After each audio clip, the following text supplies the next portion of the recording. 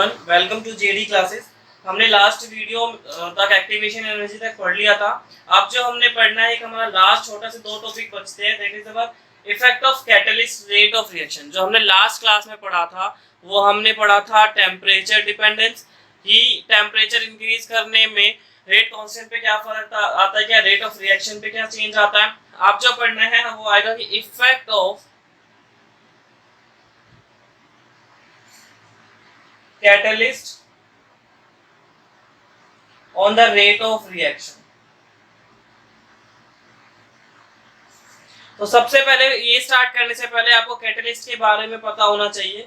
तो कैटलिस्ट बताने के लिए सबसे अच्छा एग्जांपल मेरे पास यही होता है कि भाई साहब ये वो बंदा है कि किसी भी लड़ाई में घी डालने का जो काम करे, ठीक है। खुद बंदा लड़ाई में आएगा नहीं, लेकिन लड़ाई को वो फास्ट करवा देगा। तो यही कैटलिस्ट क्या काम करवाता है कि रिएक्शन की, जो भी कैटलिस्ट होता है वो सब रिएक्शन की स्पीड को इंक्रीज कर देता है, लेकिन अपने अंदर कोई भी केमिकल चेंज नहीं आने देता, ठीक है। तो catalyst is a substance which increase the speed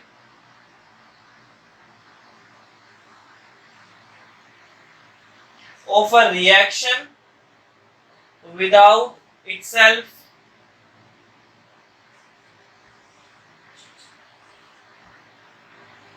undergoing any chemical change। समझे भाई। अब इसी कैटलिस्ट की पूरी थ्योरी को पढ़ने के लिए एक थ्योरी आती है जिसको हम बोलते हैं इंटरमीडिएट कॉम्प्लेक्स फॉर्मेशन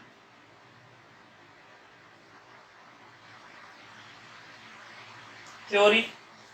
तो हम सोचते कि मान लो हमारे पास एक ए और बी दो रिएक्टेंट है, और उसमें हमने एक ना कैटलिस्ट डाल दिया। सी इज फॉर योर कैटलिस्ट।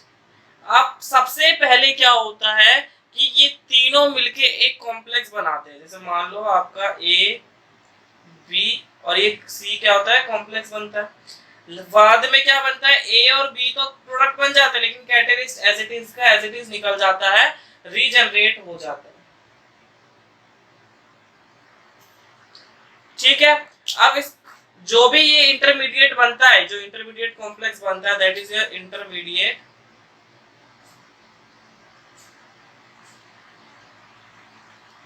जो भी इंटरमीडिएट कॉम्प्लेक्स बनता है उसकी पोटेंशियल एनर्जी ज्यादा होती है, ठीक है। अब मान लो अगर रिएक्टेंट के बीच में, एक बात होता है, अगर रिएक्टेंट के बीच में हम कॉम्प्लेक्स बनाना चाहे, उसके कंपेयर में जो कैटलिस्ट के साथ बनता है वो ज्यादा कम स्टेबल का रहता है, कम पोटेंशियल एनर्जी का रहता है। कम पोटेंशियल एनर्जी का मतलब स्टेबल है। अगर कैटलिस्ट हटा दूं मैं, इन दोनों का जो कॉम्प्लेक्स बनेगा उसकी पोटेंशियल एनर्जी ज्यादा, मतलब इन ये जो बन रहा है, और सिर्फ अगर रिएक्टेंट का बनता है विदाउट कैटलिस्ट तो ये वाला स्टेबल है क्योंकि इसकी पोटेंशियल एनर्जी कम है, ठीक है। तो यहाँ से एक चीज और पता चलती है। अभी इस पूरे टॉपिक को या कॉम्प्लेक्स थ्योरी को ग्राफ के थ्रू बताते हैं, जो हमने लास्ट क्लास में एक्टिवेशन एनर्जी के लिए भी पढ़ा था, उसी में कुछ चेंजेस है।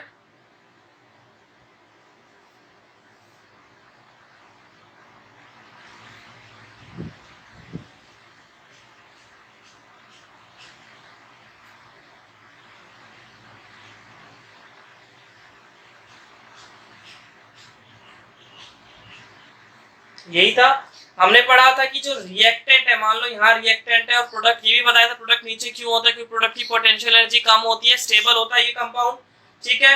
अब ये आपका क्या था, ये नॉर्मल ग्राफ बना था, यही बना था। इसको और अच्छे से बनाते हैं जिसमें हमें यही बनाया था भाई ग्राफ। अब क्या होता है, ये आपका मैंने बताया था, ये क्या था आपका एक्टिवेटेड कॉम्प्लेक्स यहाँ पे बनता है, जिसे एक्टिवेटेड कॉम्प्लेक्स के लिए मान लो यहाँ से लेके ये क्या है, activation energy, that is your activation energy without catalyst. अभी कोई कैटलिस्ट नहीं आया है। जैसे ही मैं कैटलिस्ट डालता हूं तो रिएक्शन की स्पीड बढ़ जाएगी, मतलब जितनी पोटेंशियल एनर्जी पे कॉम्प्लेक्स बन रहा होगा एक्टिवेटेड, अब वो थोड़े कम पोटेंशियल एनर्जी पे बन जाएगा, तो ये आपका ये बनेगा। एक चीज याद रखना, कुछ बच्चे क्या करते थे कि यहाँ तो स्टार्ट करते यही प्रोडक्ट बना देते, ऐसा नहीं है। जो प्रोडक्ट का आएगा वो पोटेंशियल एनर्जी वहीं की वहीं रहेगी।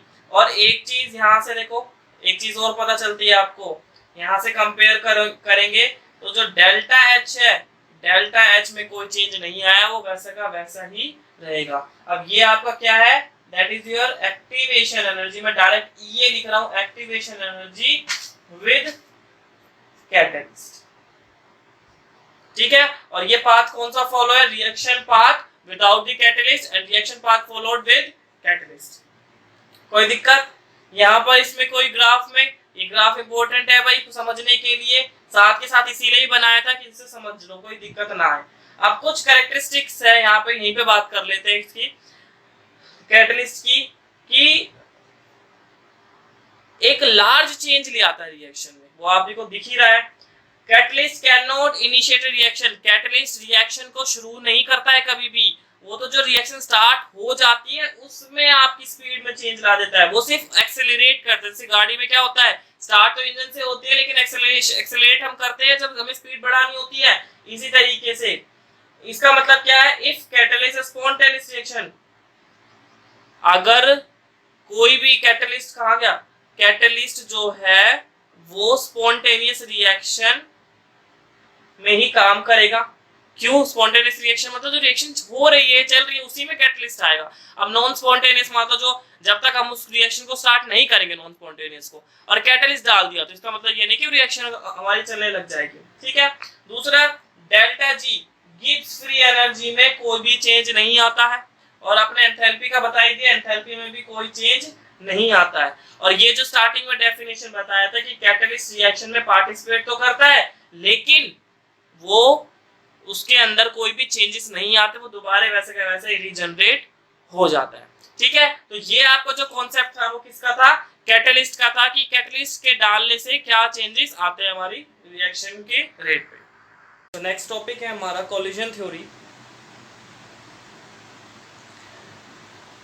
तो एक चीज याद रखना, कोलिजन थ्योरी का मतलब है जब भी हम कोई भी रिएक्टेंट लेते हैं ना, तो रिएक्टेंट मान लो आपने ए और बी लिया, तो प्रोडक्ट कब बनता है, जब ये कोलाइड होते हैं। तो हमेशा ज़रूरी नहीं कि ए और बी कोलाइड हुए और प्रोडक्ट बन गया, या फिर इंटरमीडिएट बन के प्रोडक्ट बन गया, ऐसा कभी भी नहीं होता।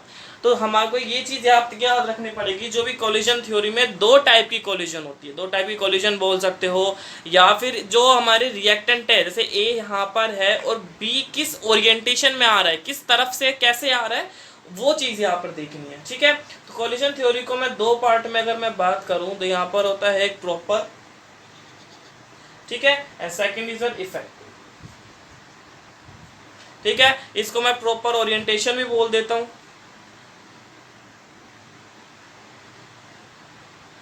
sorry, improper orientation, and that is your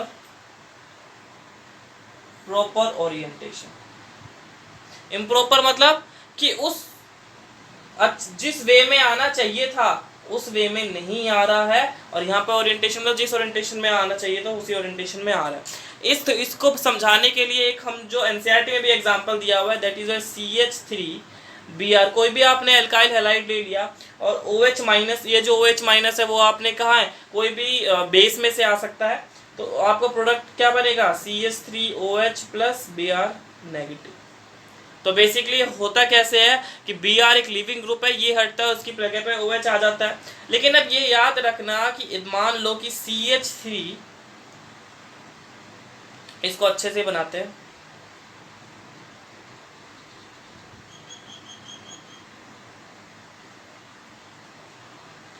अब OH नेगेटिव जहां से Br नेगेटिव उसके फ्रंट से ही आ रहा है, तो देखो यहाँ नेगेटिव यहाँ नेगेटिव, क्या करेंगे, नेगेटिव नेगेटिव रिपेल करेंगे भाई, अट्रैक्ट तो करेंगे नहीं, तो यहाँ पर कोई प्रोडक्ट बनेगा ही नहीं, चाहे इनके बीच में कोलिजन हो जाए। पहली बात तो कोलिजन होगा नहीं क्योंकि दूसरे रिपेल कर जाएंगे, तो यहाँ पर ये कौन सा कहलाएगा, that is a proper theory, proper बोल सकते हो, या फिर इसको इम्प्रॉपर ओरिएंटेशन बोल सकते हो, इम्प्रॉपर ओरिएंटेशन या फिर प्रॉपर कोलिजन बोल सकते हो इसमें।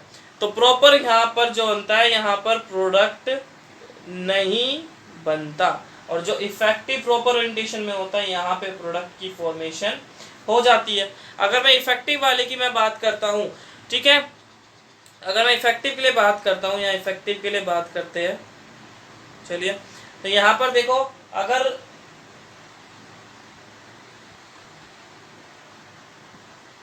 अब OH नेगेटिव पीछे से आ रहा है, ठीक है, तो अब OH नेगेटिव इस पे अटैक कर सकता है, यहाँ पर पॉजिटिव चार्ज होगा।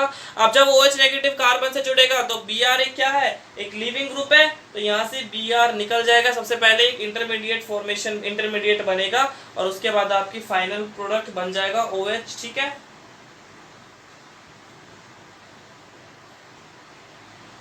तो सिंपल सा बेसिकली यही कोलिजन थ्योरी थी, जिसमें कुछ फॉर्मूलेज भी है, जो बोल्ट्जमैन फैक्टर आता है उसमें आपको इतना कुछ ध्यान देने की जरूरत नहीं है, वो आपसे पूछेंगे भी नहीं जाएंगे। तो यहाँ पर अपना केमिकल काइनेटिक्स जो था चैप्टर कंप्लीट होता है। नेक्स्ट वीडियोस में हम अपने क्वेश्चन स्टार्ट करेंगे।